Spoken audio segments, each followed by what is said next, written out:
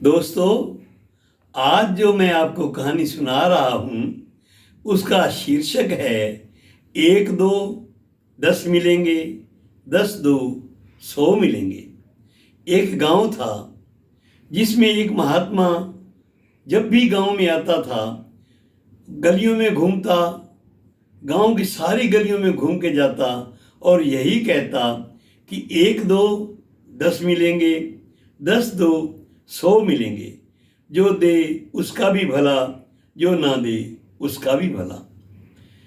उस गांव की स्त्रियां सामर्थ अनुसार उसको जो कुछ बन पाता जरूर देती थी और उसको देने के बाद ये सोचती थी कि हमारा घर खुशहाल हो जाएगा। उसी गांव में एक रजनी नाम की महिला रहती थी। जब भी महात्मा आता जरूर सोचती थी कि अगर मेरे पास 10 का नोट भी हो तो मैं महात्मा को दे दूं और मेरे पास 100 का नोट आ जाएगा और उससे मैं 10 रुपये वापस वहीं रख दूंगी जहां से लेऊंगी और 90 रुपये अपने पास रखूंगी। जब भी मैं के जाऊंगी वहां से अपने गहने 90 रुपये के लेके आऊंगी। उसके मन में बड़ी तमन्ना थी, लेकिन पैसा आए कहाँ से? ना पैसा आया, ना रजनी महात्मा को दे पाई।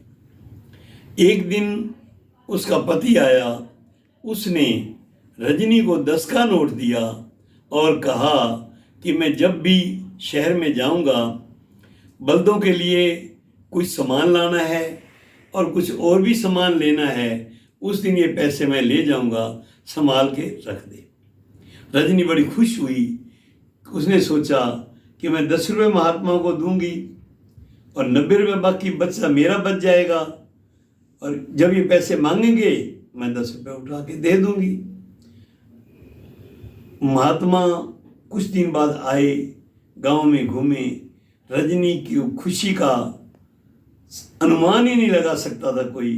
वो देख रही थी कि कब महात्मा मेरे घर के सामने आए और मैं उनको 10 का नोट दूं, और दरवाजे पे टकटकी लगा के खड़ी थी।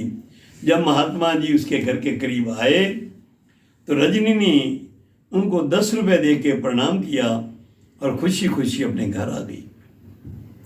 कभी घर के इस कोने में देखती, कभी उस कोने में देखती कि 100 का नोट कब और कहाँ मिलेगा। 100 का नोट नहीं मिला, बल्कि कुछ दिन बाद उसके घर वाला आया। उसने 10 रुपये मांगे कि मैं शहर जा रहा हूँ, कि मुझे वो 10 का नोट दे, मैंने सामान लाना है। रजनी बगले